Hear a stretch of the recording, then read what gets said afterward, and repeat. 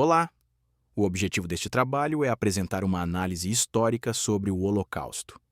Este não é apenas um evento do passado, mas um marco definitivo na história contemporânea que alterou nossa compreensão sobre direitos humanos, ética e a capacidade destrutiva da sociedade moderna.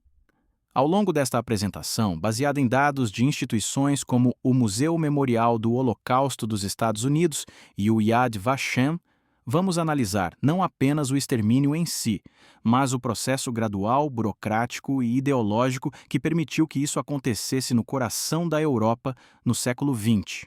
Para começarmos, precisamos definir os termos com precisão histórica.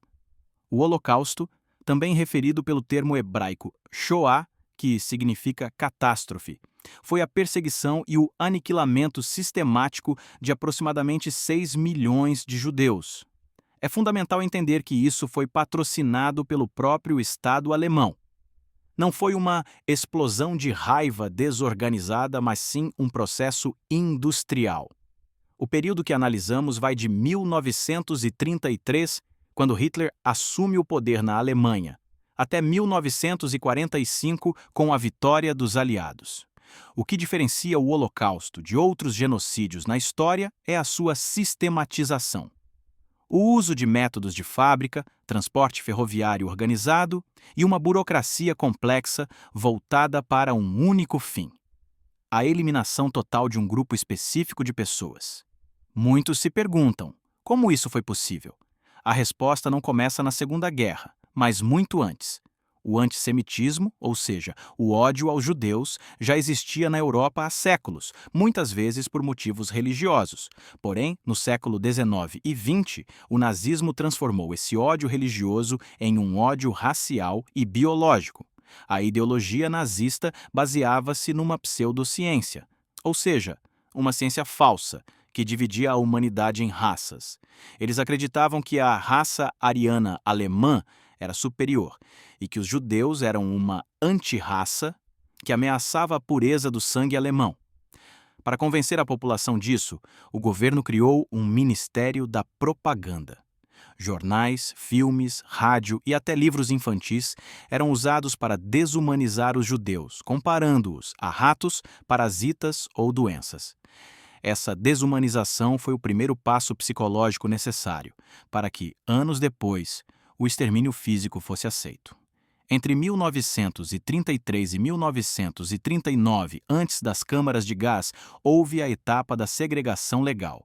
O regime nazista usou a lei para transformar cidadãos alemães em párias. O marco principal foram as leis de Nuremberg, de 1935.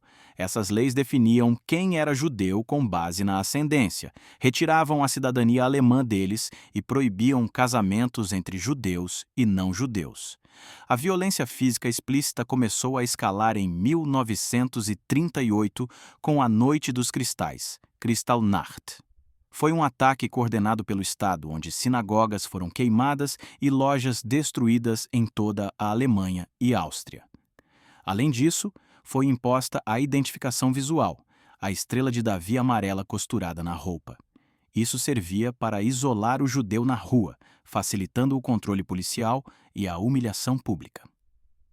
Com a invasão da Polônia em 1939 e o início da Segunda Guerra Mundial, a política nazista mudou de expulsão para concentração. Os nazistas criaram os guetos, principalmente no leste europeu. Eram bairros fechados, cercados por muros e arame farpado, onde a população judaica de várias regiões era forçada a viver. Os mais famosos foram o gueto de Varsóvia e o de Lodz. As condições eram desumanas. Várias famílias dividiam um único cômodo.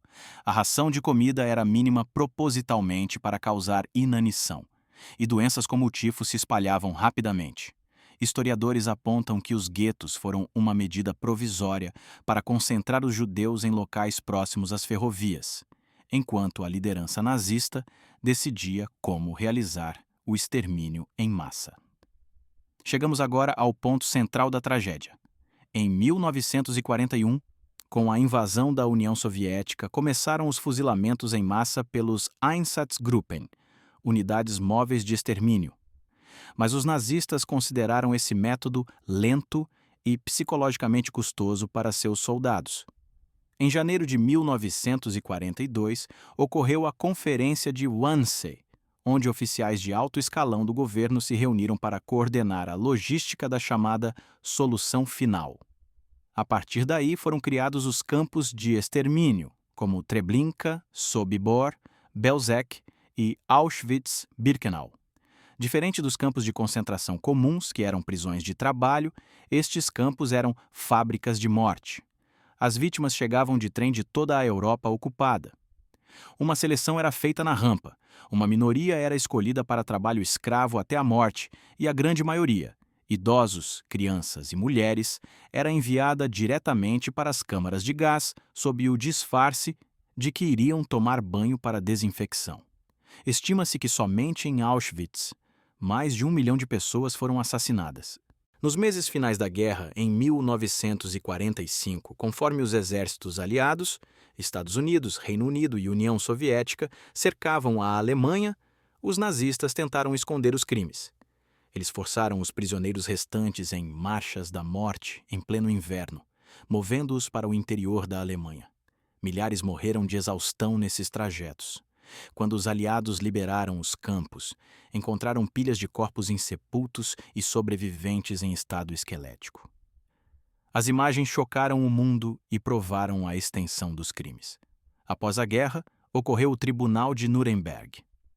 Foi um momento histórico, onde, pela primeira vez, líderes de um país soberano foram julgados internacionalmente por crimes contra a humanidade, estabelecendo a base para o direito internacional que conhecemos hoje.